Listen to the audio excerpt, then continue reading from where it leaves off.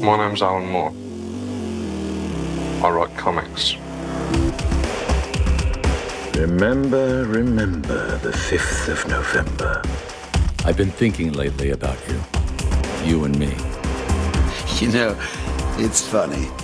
about how this is going to end, about who will end up killing who. This reminds me of a joke. All the whores and politicians will look up and shout, "Save us!" And I'll look down and whisper, "No." Hello and welcome to the Alan Morecast. I'm your host, Nathan Cavanis, and this week we're taking a journey to hell itself with Spawn number 8, Alan Moore's introduction to the Image Comics universe. Our guest today is a writer and artist whose work includes comics Attaboy, Serious Creatures, and Lumen, as well as novels including Higher Climbs the Fire, Nefarious Twit, and An Augmented Fourth.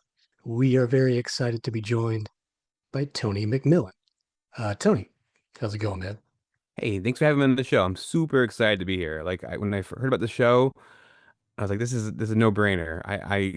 You can't see it, people, but I'm wearing an Alan Moore t-shirt. I'm ready to talk some more. You are in the right place. But to start things off, when we were talking through email, I expressed how big a fan I was of Attaboy. Thank you. Of course. But yes, such a great concept that I'm surprised that no one had ever done it before. Let's take a strategy guide, instruction booklet for a video game, and have that be the narrative device that pulls us into the story. And it's not just a gimmick, but really a crucial part of the narrative. So, yeah, I'd love to hear how Attaboy came about. Thank you. It's funny. It's one of those things where I remember Neil Gaiman said when he was doing, I think the Doll's House, the storyline in Sandman when there's a serial killer convention. He's like, "Oh my God, I had this amazing idea," and he was like on an airplane. He's like, "Please don't let me die before I make this idea because someone else is going to do it." And I kind of had that with Attaboy, where I had for years. I always loved video game manuals, and especially the old Nintendo ones, like the original Zelda manual. I looked at it as its own artifact. It was this beautiful. There's story there. There's great artwork. And as a little kid, it was just enough story that I could kind of take that and use it as imagination fuel and make my own stories. And so I was always like, that'd be a cool framing device. And then eventually, I had this idea for the form of the comic, a comic book that was disguised as a video game manual, but I didn't have a story. And then eventually, I thought of a story, and I think it was partially I became a dad, and all these feelings I had about my own parents, which I kind of thought had dealt with, they came like roaring back to the surface. And I was like, oh my God. And so I was like, well, sure, I'll do this weird Mega Man analog and take it as therapy and make this really personal, weird book. And I remember before I self-published it, and eventually it got published by Mad Cave Studios. But before I self-published it, I knew some people were excited about it, which is a new thing for me. And I was kind of like, oh, I hope they're not disappointed because this is pretty weird. And of course, most people I think were really into the personal nature of it and the weirdness of it. And so it was a nice lesson for me to just trust yourself. And even if they don't like it, if you like it, I mean, that's all you can trust really. Yeah, and also, just kind of tying it into the main topic, it's not unlike Alan Moore's work, where it's the best kind of genre fiction that's exciting and fun, but also really emotionally resonant. Thank you. And also Alan Moore, his use of analog was a big influence on me in general. I think of Alan Moore, he's done it with League and done it with Watchmen. He's done it a million times. Um, that in The Simpsons, where The Simpsons would always have, instead of Mike Tyson's, it's Drederick Tatum. And you know who it's supposed to be, but it also allows them, it's a composite. It could be, it doesn't have to be just like the biography of the real person. And I thought that was really creative and fun. And I thought Alan Moore did the same thing. So I love using analogs when I can. Well, so one of the things we do to warm up is to get everyone's personal Alan Moore story. So for you, what was your first exposure to the work of Alan Moore? Yeah, I think it's a pretty good pairing. When I was 9, it was 1989, or maybe I was 8. Yeah, I was 8. But it was the summer of Batman. It was Tim Burton's Batman. So Batman was everywhere. It was inescapable. And so my Aunt Susie took me to see the movie, and it honestly did change my life. And part of the reason was I was into comics already a little bit, but since Batman was everywhere, they were really pushing the Dark Knight Returns trade paperback in regular bookstores. So my Aunt Susie, I saw it in the store, and she was impressed enough that it was just in a regular bookstore. Didn't even look at it to make sure, it was appropriate for me. Bought me that book, and it was definitely not appropriate for me. But that really ignited my brain. And the introduction to the Dark Knight Returns edition I have is written by Alan Moore. It's an incredible, riveting kind of intro, and it's really interesting in a lot of ways, because within the intro, Alan Moore's talking about Frank's take on Batman and how Batman is a figure of myth, and he also mentions all these other kind of heroes. And Alan Moore, I feel like, is laying the seeds of League of Extraordinary Gentlemen in this intro. He mentions Alan Quartermain being a white imperialist. He mentions James Bond being a misogynist. And it's like, oh my God, I mean, you're in 15 years or whatever, you're gonna just do this book, and it's all kind of right there. But that intro has always stuck with me. And when I reread Dark Knight Returns, I don't skip the intro, and I often will skip an intro unless I really like it. There's plenty of ones which they're fine and perfunctory, but this one really set the stage.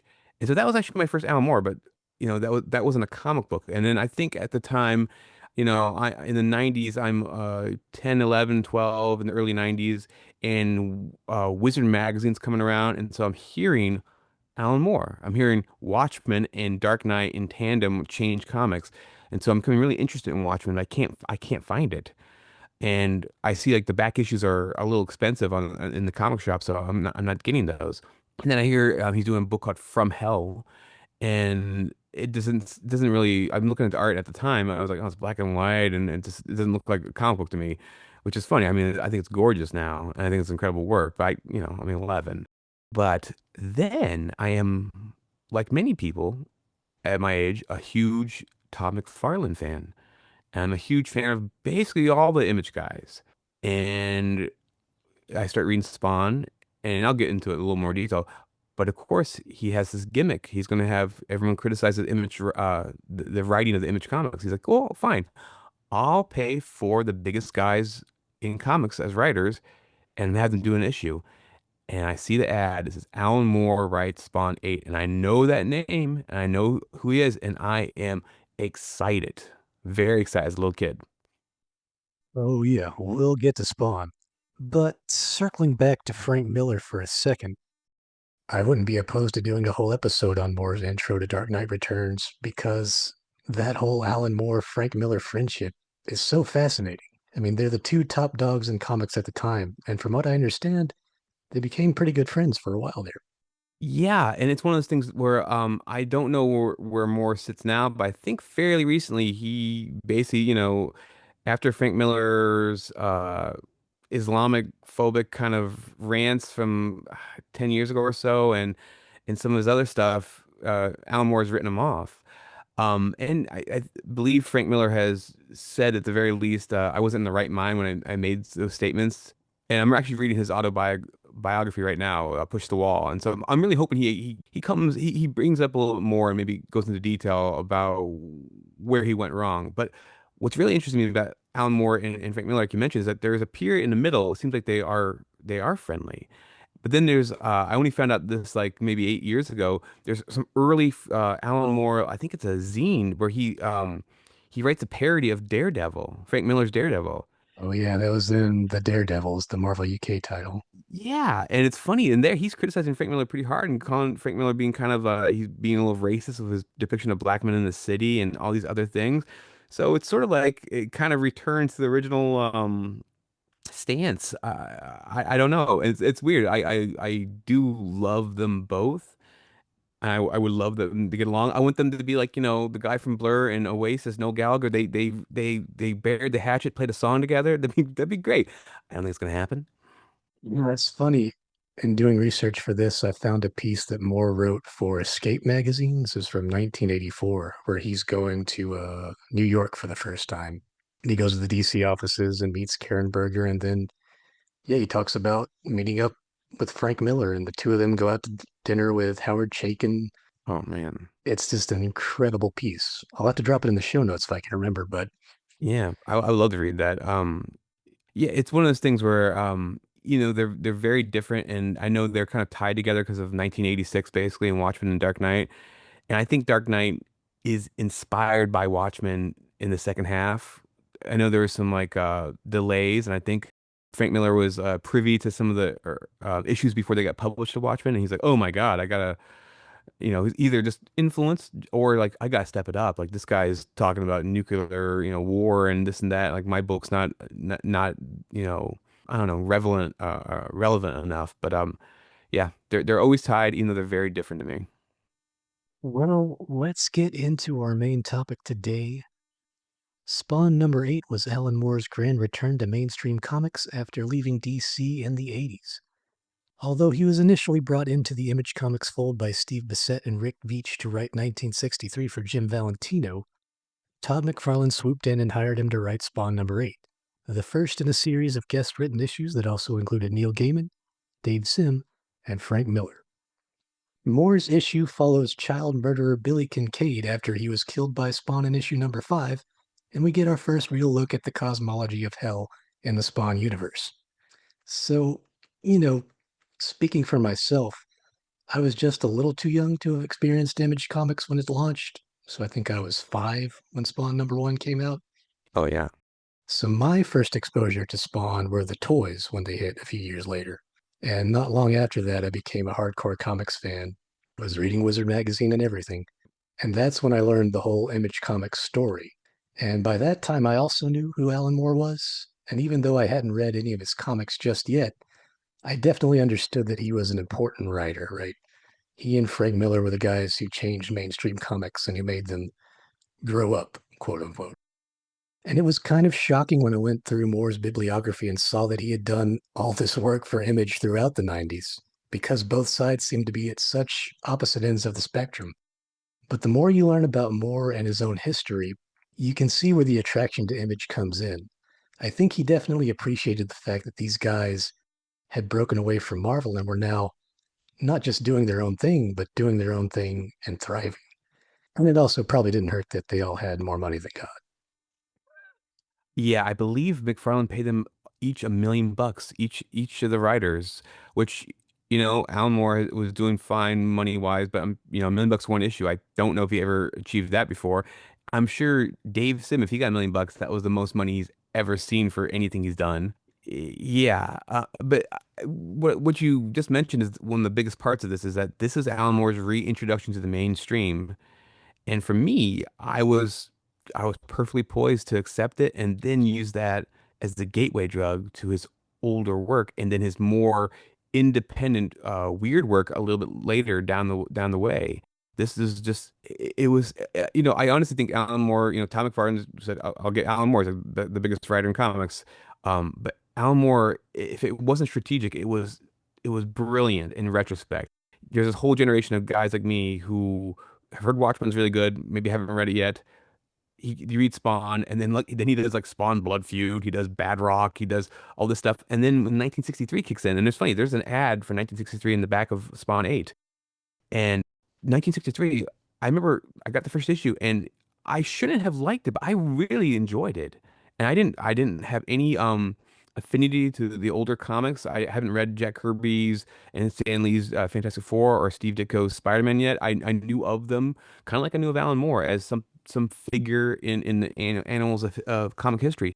But I really enjoyed 1963, and I think that Image Moore work had it planted so many seeds in my brain for things I would pursue later and things I would get into.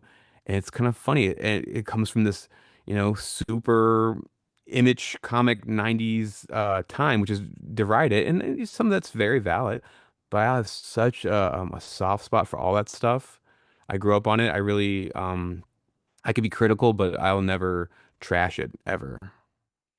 Yeah, you talk about enjoying 1963.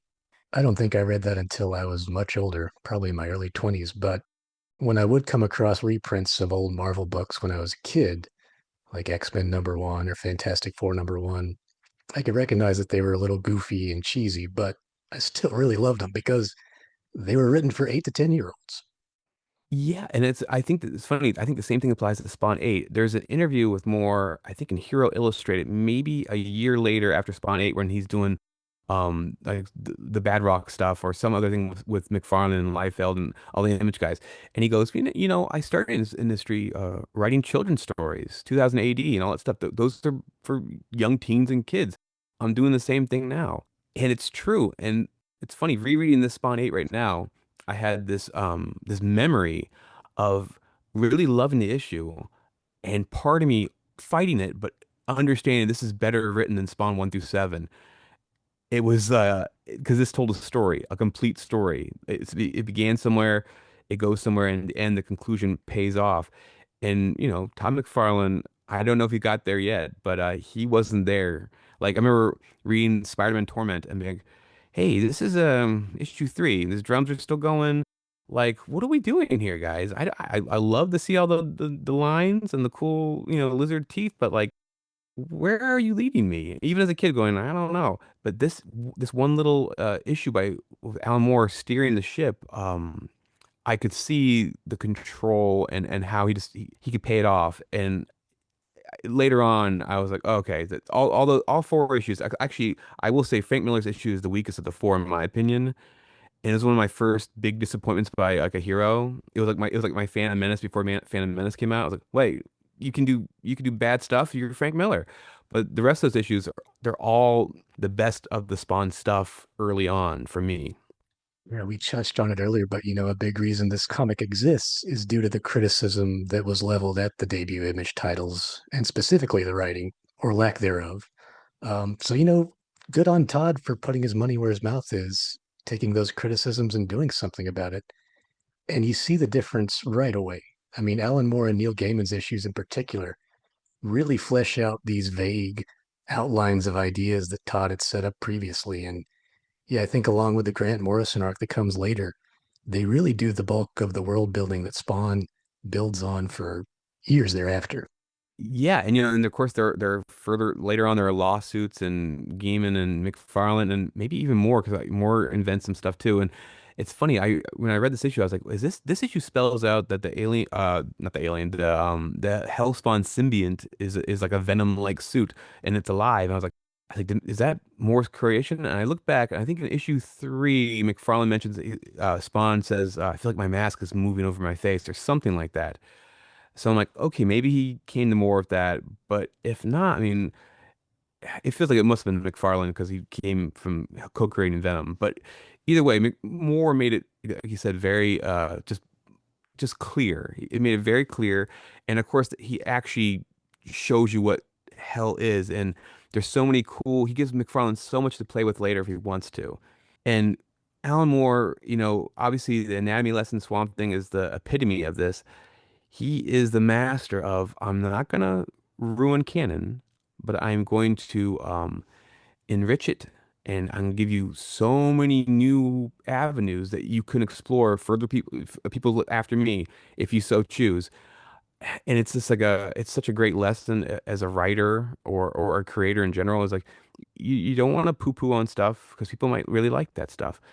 Can you find a way to enhance things that don't contradict what came before?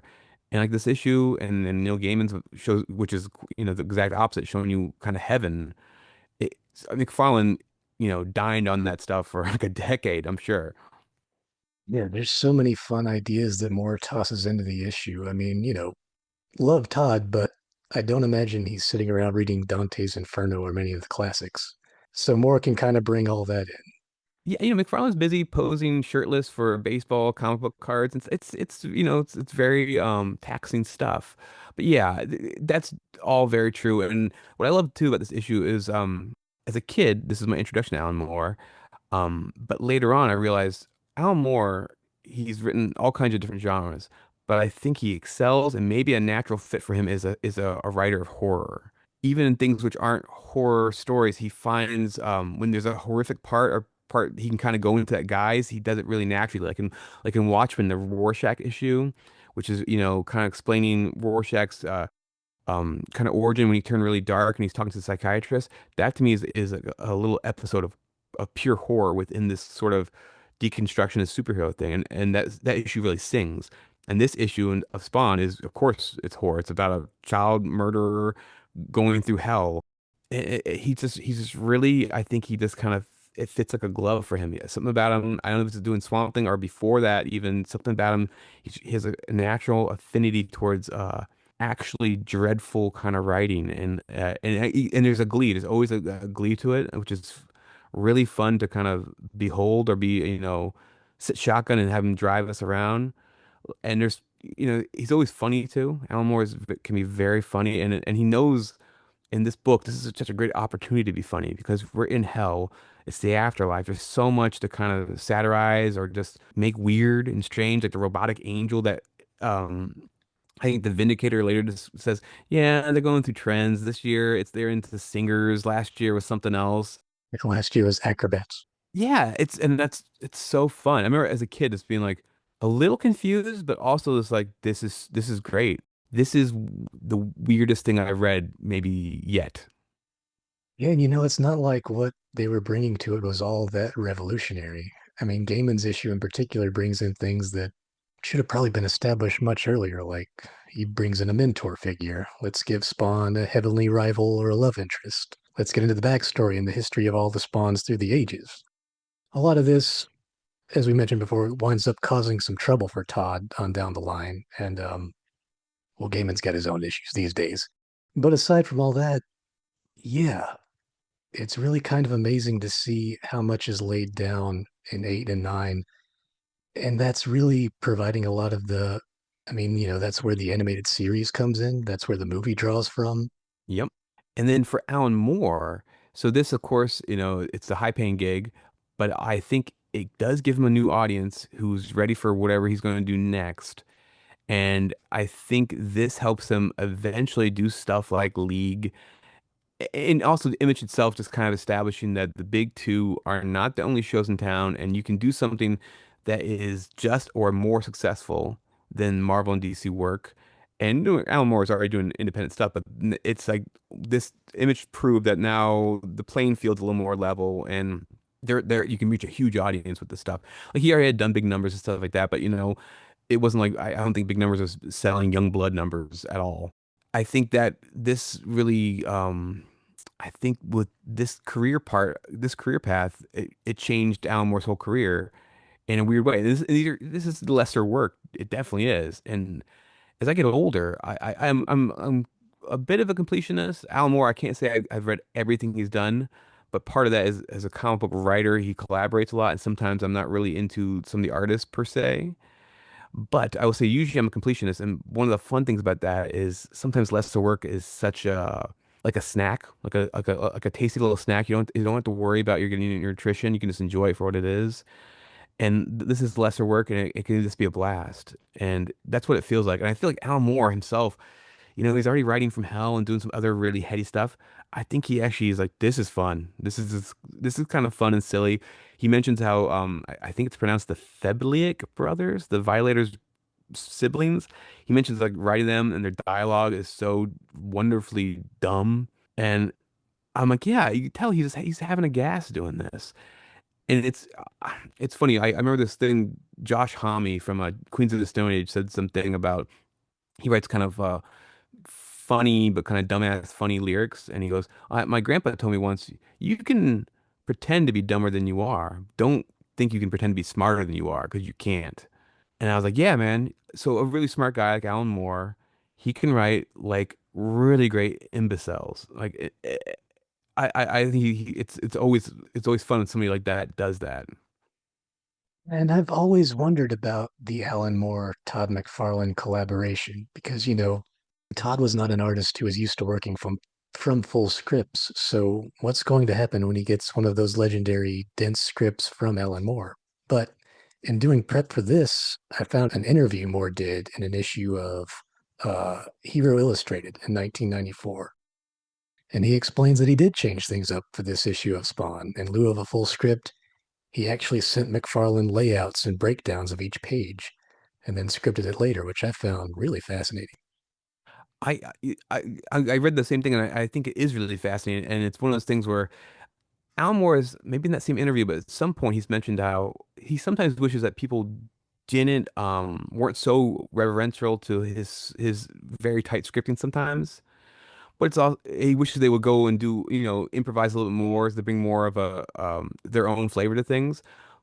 But I also take that with a grain of salt because I'm like, well, yeah, but if you go on 3 pages detailing how someone's shoelace looks, and you are Alan Moore at this point, they're gonna probably just draw exactly as you say because you've made it a point that this is very important. But at the time, McFarlane's like, you're Alan Moore, sure. I'm Todd McFarlane. And I do wonder, like, there's a part in Spawn 8 where it's a 2-page spread which shows the Vindicator taking Billy through the different levels of hell. And you don't see anything. You see doors open and maybe a little bit of a suggestion of each level is. And so I had a couple thoughts. My first thought was, okay, maybe Alan Moore actually is like, hey, draw some of this cool stuff. I mentioned these squids in Saturn, and Todd McFarlane's like, no, I'm not drawing any of that. That's too much. That's too hard. I'm not going to do that. My second thought was either that's what happened, or Alan Moore realized it's maybe even more impactful if you don't see this stuff, you hear about it, it suggests it, and his actual prose can kind of take you through it. And just, you hear these crazy descriptions of imagery and maybe don't see them, and maybe that's more or just as impactful. And so I don't know what happened, but I think it was interesting because I will say as a reader, even though I didn't see it, just hearing some of the descriptions of like that sounds crazy. I want to see it, and maybe that's the best. Maybe it's like H.P. Lovecraft thing where it's like, you know, maybe not actually showing you or describing things in detail is the way to go. Just give you a vague kind of smattering. I will say real quick too, the title of the book of the issue, In Heaven, and then parentheses, Everything is Fine. I didn't know the Pixies yet. I didn't know David Lynch yet. So this is my introduction to those, not knowing it. And also, I realized in Image Comics, when they first came out, one of the things I noticed as a kid, it was that um, most of the books on the left-hand inner cover, that they would have the credits and the title of the issue. And Spawn does that. And then it have it like, incorporated Will Eisner style into the artwork on the page, right? Alan Moore, coming from Swamp Thing especially, he incorporates it, and so McFarlane does too. You open the spread, it says in heaven, everything is fine on the ground, written in the ground, and that had never happened in Spawn before. So I'm almost certain that was more like, just going like, this is what I usually do, and Todd McGowan, okay, sure.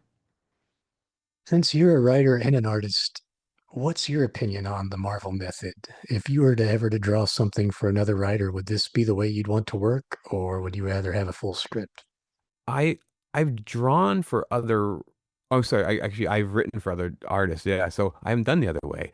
Um, I actually think it would be cool. Maybe I will regret this to try the Marvel method of somebody going, "Hey, here's a couple paragraphs, maybe a phone call, and then I draw it, and then they go back over and script it and see what would happen." Because part of me goes, if you actually did the way that it was described, I don't know if Stanley truly did this all or any of the time with Jack Kirby or Ditko. If you actually do it that way, it feels like more of a collaboration in some ways. Of course, the artist is still taking the brunt of it, and it's really, I'll give them like at least a 65% advantage of the ownership of the overall story. That could be cool. A full script could be cool too, but it also feels more restraining. And I will say, having done comics, and having done the art and writing it, the art is the most important part as far as what the final product is, the final story is. And don't get me wrong, it's like a song. The art could be the melody.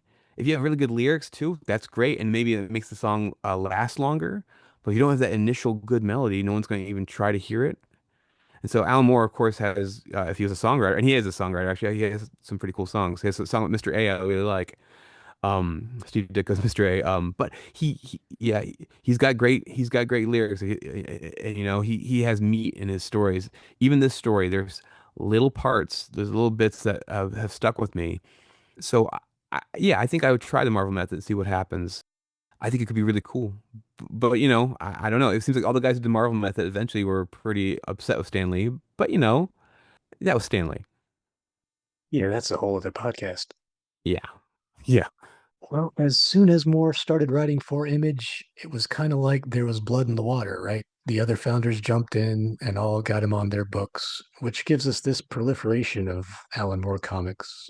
And, he mentions in interviews at the time that he's doing this largely to supplement the creation of From Hell and Lost Girls and a lot of the more personal things. But along the way, you do get the sense that he gets excited about superhero comics again, especially by the time he gets to Supreme and later on the America's Best Comics imprint. Moore seems pretty fired up about creating his ideal line of monthly mainstream comics. And I think that's why I've always responded to Alan Moore's Image Comics years, because we get to see a Moore who's not yet bitter about the whole medium. He's still excited about the possibilities, or at the very least, interested in engaging with it. I very much agree, and that's kind of what I meant by his career. Like, I don't know if he would have eventually got to Supreme or Tom Strong or even the League without this burst of like, oh man, it's fun to do adventure stories with costume people or interesting looking people. And I feel like Alan Moore and Frank Miller, both as the godfathers of the dark and gritty period, they both had reactions where they're like, if I'm gonna do superheroes again, I do want it to be fun. That's why I think Moore was like 1963. Let me like I think it was Frank Miller who said like I'm tired of stories about people who can fly feeling sorry for themselves. And it's sort of like Pearl Jam, who gets huge, and then there's all these bands that sound like them, and they're like, oh, they took the wrong lessons. That sounds terrible. And then the rest of their careers is them trying to react to that, or like the Beastie Boys, they're going like the first thing we did was like, it's not what we're really about. That's just one thing. Please don't take that as the only example. And I think Alan Moore definitely does that with the rest of his superhero stuff. And I think it's funny, like I feel like all the stuff he does later on is so much fun when you tell he still has a positive feeling about the superheroes and stuff like that, like Prometheus, all that stuff. There's so much joy in it, and I think he's having a blast doing his novels now. I've only read The Voice of the Fire and the one before that, and they were good, but kind of like they were like difficult reading at some points. And that's fine. Sometimes you do Revolution number 9 and you gotta do that, and that's cool. But sometimes I'm not in the mood for homework, so it depends. But I think that period of Alan Moore, you're talking about Supreme, all that stuff, when he's going like, well, I love the Golden Age, I love the Silver Age heroes, I love the pulp heroes. Let's do cool, weird versions. And like Watchmen, I'm deconstructing them, but not in a dark, cynical way per se, more in a way of celebrating them. And it's funny, I think Grant Morrison got there a little faster, but same kind of idea. And Frank Miller, I think, did too in his own way. It's derided. Dark Knight Strikes Again, I think, is him trying to be like, hey, let's do the Justice League, let's Super Friends, let's make it crazy, let's have a blast. And that part of it I really do like. I like that they got there. And it's all thanks to Todd McFarlane's money. Todd and his money. But it's funny. I will say too, reading this issue again, McFarlane's one of the guys who was my number one guy as a kid. Like I just loved his style, and I still really do like his style a lot, and I do love it. But he's one of the few guys I've kind of outgrown in some ways, where I can see some more of the warts. That being said, though, going over this issue again, it was beautiful. It was like a it was like a nice going back home, and like some parts of town hadn't changed, and they were just the way you remember it. I was like, oh, it's gorgeous. The funkiness of the style, and also it's funny. Steve Olaf and Ruben Root's coloring. I think my edition might be actually a newsstand, so the paper's slightly darker, so it actually I think complements the computer coloring of the 90s. It looks a little better in darker paper. And also reading this issue again, there's a huge Frank Miller Spawn poster, very Sin City-esque in the middle of it. And again, for me as a kid, I was like, "Oh my God, this is the Dark Knight guy." And I knew about Sin City, but I hadn't read it yet. And I was like, "Oh man, I got Spawn in general was like that for me in a lot of ways. There'd be ads for things that I would eventually read and get fall in love with." And so there was an ad for Sin City and like Spawn 4 or something like that. I was like, "Oh my God, Frank Miller's still around doing things."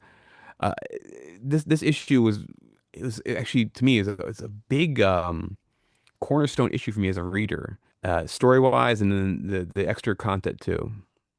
Oh, yeah, I think this issue was definitely Alan Moore's introduction to a lot of readers. And I eventually got Watchmen. I eventually bought every single issue. I had a guy named Manny who ran Manny's Comics, and he gave me a little bit of a discount. Let me buy them three at a time. It was kind of cool in a way because I was reading it like someone might have read it when it came out. I didn't know the ending yet, and I got the ending. I was like a fucking squid. Like what?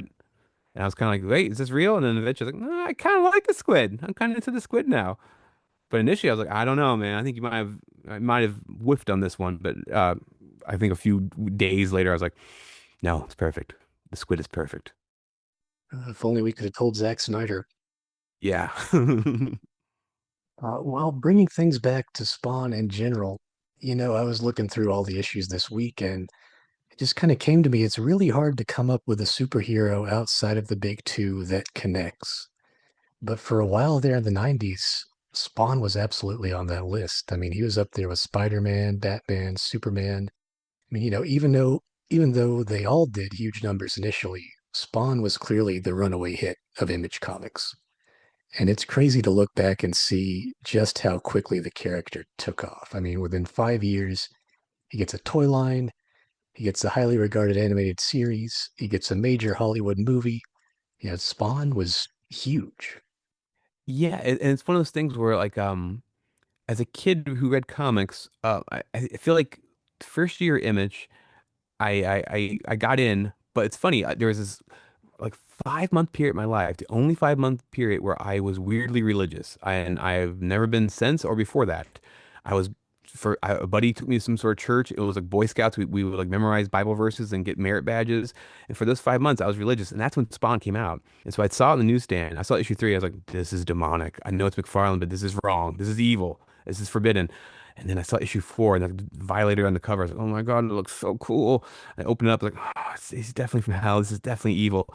And I was like, fuck it. I don't care if I'm going to hell. I need to read Todd McFarlane's Spawn. And I haven't looked back since. So McFarlane was a big influence on me spiritually somehow. And I sold my soul for Spawn. And so Spawn was big. And so the thing I was going to say, the first year of Image Comics, when I bring up comic books to other boys in school, they didn't know what I was talking about. They knew X-Men, they knew Spider-Man, they knew Batman. But then by year 2, at the very least, they knew Spawn. Like Spawn was a known quantity. I mentioned Savage Dragon, no. I mentioned like the Max, no. Youngblood Wildcats was sort of like they thought there were other X-Men teams, but Spawn they knew. Spawn was this own cool thing. And I don't know, I think obviously McFarlane is the biggest factor, but also Spawn does have a cool design. He does, and he, the story is intriguing, like the actual bare bones. I remember you had Dave Baker on, and Dave Baker, awesome creator, awesome dude, and he did a book called Shitty Dark Knight. He co-wrote the main maestro behind that, and it did Shitty Watchmen. And I was talking to him. I don't know if he probably brought it up, but I said, oh, I had a similar idea. I was like, you should do like Shitty Spawn. And he was like, here's the thing, is I do not want to upset Todd McFarlane. I love Todd, but I would do like not shitty Spawn, like how to do Spawn like issue 1, like better written. And I was like, oh man, that would be the dream. Is back to Alan Moore too, is like if Todd McFarlane, I get it, it's Spawn's his baby. He controls it. I know that he has other people write it, but I heard he's very much like, no, I am an editor, like Jim Shooter on steroids. Like I am in control of Spawn. But if he would actually let somebody Alan Moore Spawn, like Swamp Thing style, like you don't have to take out canon, but just change it around, twist it a little bit. I think Spawn, like there could be a golden age of Spawn right now of the comics. I know it sells fine, but for me, it's like when Rob Liefeld did Prophet and Glory and let other people go crazy on them. I was so into both those books. And I love that he was like, that's fine, just do whatever you want. I really just want you to go crazy on it. Because I think there are good bones in those characters, and there are really good bones in Spawn. I think Spawn, you could make a great Spawn story if Todd McFarlane would let you just go nuts on it a little bit. I know that they're going to do a new book called Spawn 76, which is sort of like what McFarlane's initial drawings of Spawn look like. And like, that's cool, but that's not it's not Alan Moore enough. I want the anatomy lesson of Spawn. Yeah, Todd is bringing in Matthew Rosenberg to do the main Spawn book now, so we'll see. He's done that before in the past where he's brought in some high-profile writer and inevitably he just kind of takes him off and wants to do his own thing, but we'll see how this one goes. Yeah, you feel like this, like the Sylvester Stallone of comics, where he's like, "No, yeah, you can direct the movie," and then it's like halfway through, "Yeah, he fired the dude. He directed it. It's I don't know. And I get it. McFarlane's like, hey, it's my thing, and also I am a successful writer. Even if you might not think of it, he's had successful books as a writer. But I would love it if someone's like, guess what? Spawn is good. Like, what Spawn's good? I'm way in. I'm dying for Spawn to be good. I'll read it again. Yeah, and I think what you're saying about, the character's origin has that same accessibility that all the great superheroes have, something that anyone can grasp. Your parents are murdered, you dedicate the rest of your life to fighting crime. And Spawn's got that same thing. It's like guy dies, makes a Faustian bargain with the devil to see his wife again, and then comes back to find everything has changed. I think that's a big reason why he's been able to carry almost 400 issues of a series at this point. I totally agree. There's pathos there. There's that the two sentence kind of description. You're like, I get it. That sounds compelling, and it is compelling. And I've from my own work, I've used like the abstract idea of Spawn in some ways as inspiration. I haven't done a straight up Spawn analog yet, but like there are parts of me I'm like, oh man, like if Tom McFarlane if McFarlane's listening, hey man, I used to live in Arizona. I'm totally down. Let me come take over Spawn. Let's try to let's see what we do with Spawn. Like, but of course, I would have to let him like let me do my thing. Give me a year. Give me a year with Spawn. See what happens. I will say this too. I'll let Spawn go, but like McFarlane initially when he was talking about the new movie, his description of what he wanted to do with the movie, which is not what the movie's going to be now, sounded amazing. His idea was like, oh, it's kind of like Jaws, but Spawn is the shark, and Spawn isn't the main character. It's about the detectives, and Spawn kind of comes in and out. And so, like the first, 50 minutes of the movie, he's barely in it. I'm like, okay, this sounds incredible. Like, is the book like that now? Because that's a great book where it's like Sam and Twitch just doing stuff, and every once in a while they're like, Mulder and Scully, and then Spawn comes in, or oh God, he killed the guy again, or something. It'd be like issue 5 of Spawn, but like cranked to 11. Yeah, I remember he was talking about wanting to do it for less than $10 million and make it really on the cheap. Yeah, it sounded like it would have been really cool. Exactly. I'm honestly, I'm working on a horror comic called Lurk, and it's not those things at all, but it is a little bit vaguely inspired by, oh yeah, like Spawn is like a lot of the good heroes, especially the Marvel heroes, is half monster, and probably more monster. But all those early Marvel characters like the Hulk and even Spider-Man, they're kind of you could make those monster stories. The Fantastic Four getting turned into weirdos and creatures. It's half there. And I think that horror element is a big part of their gumbo that works still. And Spawn's got like that in spades. Right. Well, Tony, I think that should bring things to a close. Just as a kind of a wrap up, do you have any final thoughts on Alan Moore, on Spawn, on those four writer-focused issues in particular? Yeah, I will say I think Alan Moore knocked it out of the park, and it definitely worked for me in as an issue of Spawn, and also as a calling card going, okay, this Alan Moore guy, I bet you Watchmen's pretty awesome. I'll go back and try to get Watchmen. I bet you all his stuff is pretty good. And it totally worked. And of course, he had this back catalog. So Killing Joke was there, Watchmen was there. And then his new stuff, 1963, comes in. And so I become a big Alan Moore guy. And again, even as a kid, I was more of an artist focused guy, but I was like, Alan Moore, he was like the exception. And I think part of that is, he is an artist himself. There's a great drawing he did of Godzilla for something like 20 years ago, and I was like, oh my God, just please do a comic. Like what? This is great.